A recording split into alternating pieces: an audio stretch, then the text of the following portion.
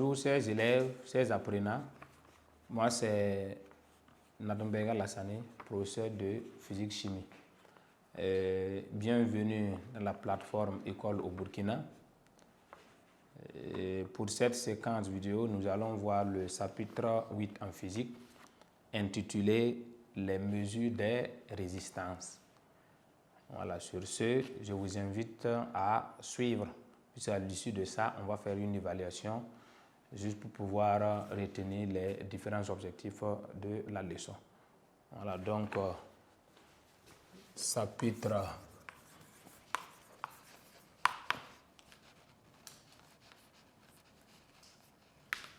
8, les mesures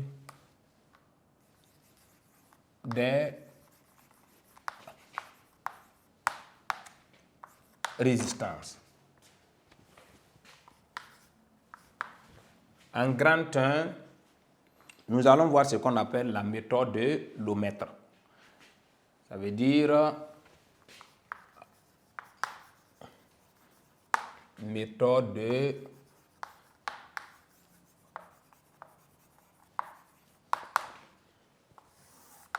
voilà, donc les mesures de résistance, c'est de façon simple, c'est quelles sont les différentes méthodes voilà, pour pouvoir déterminer la valeur d'une résistance. Voilà, en troisième, il y a 3 méthodes. La première méthode, c'est ce qu'on appelle la méthode de l'ohmètre. La méthode de l'ohmètre consiste à faire quoi?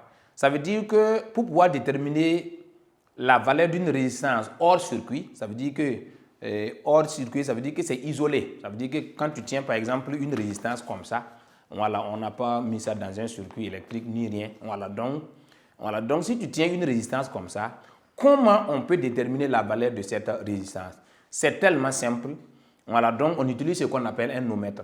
L'ohmètre là, c'est un appareil, voilà, juste qui possède 2 bornes, voilà, et puis on le branche directement aux bornes de la résistance, et puis le résultat s'affiche. Voilà, mais ici, il faut reconnaître que quand on prend l'ohmètre là, il y a l'ohmètre à aiguille et puis l'ohmètre à affichage numérique. Mais ce que nous allons travailler là, c'est avec l'ohmètre à affichage numérique. Ça veut dire que quand tu branches directement, ça veut dire que le résultat là s'affiche directement. Voilà, sur l'écran et puis on reporte le résultat. Voilà, donc c'est en grand 1, nous allons voir ça. En grand 2, nous allons voir ce qu'on appelle la méthode du voltmètre ampèremètre. Ici, l'objectif, c'est pour pouvoir déterminer la valeur de la résistance. Le voltmètre, c'est pour faire quoi? C'est pour prendre la tension aux bornes de la résistance et puis l'intensité et puis l'ampèremètre pour pouvoir prendre l'intensité qui traverse la résistance en vue maintenant d'appliquer une formule qui est égale à R pour pouvoir déterminer R là. R est égal à U sur I, puisqu'on a pris le voltmètre pour pouvoir déterminer la tension, l'intensité I, l'ampèremètre pour pouvoir déterminer l'intensité qui traverse la résistance, en vue maintenant d'appliquer la formule R est égal à U sur I. Maintenant, la troisième méthode, c'est la méthode des codes de couleur. Voilà, donc quand on prend la méthode des codes de couleur, quand vous prenez une résistance, c'est caractérisé par 4 couleurs. Voilà. Et puis vous allez voir ce qu'on appelle des anneaux. Il y a 3 qui sont groupés et puis il y a un qui est isolé. Maintenant, celui qui est isolé là indique la tolérance. En troisième, on n'utilise pas ça. C'est uniquement les 3. Donc on va utiliser les 3 couleurs là pour pouvoir déterminer la valeur de la résistance.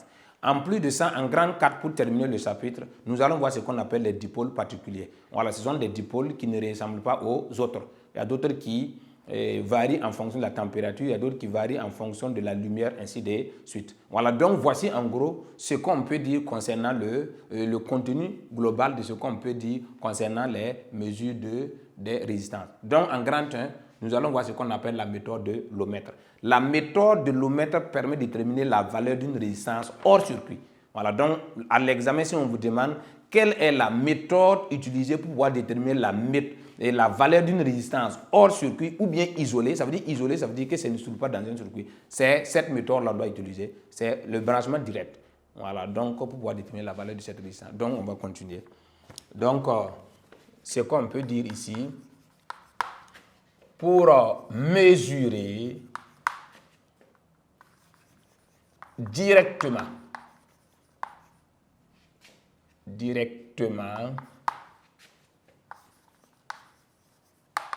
la résistance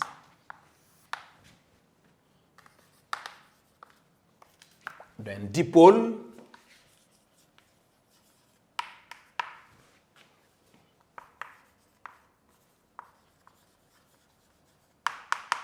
on utilise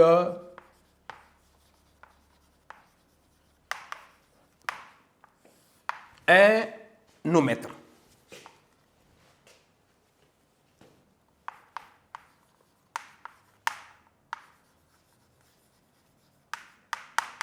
Voilà, ça c'est juste pour appuyer, pour l'utiliser et pour utiliser l'ohmètre,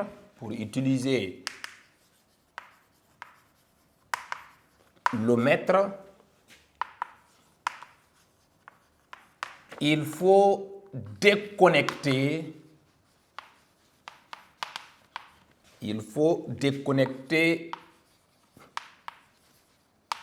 le dipôle du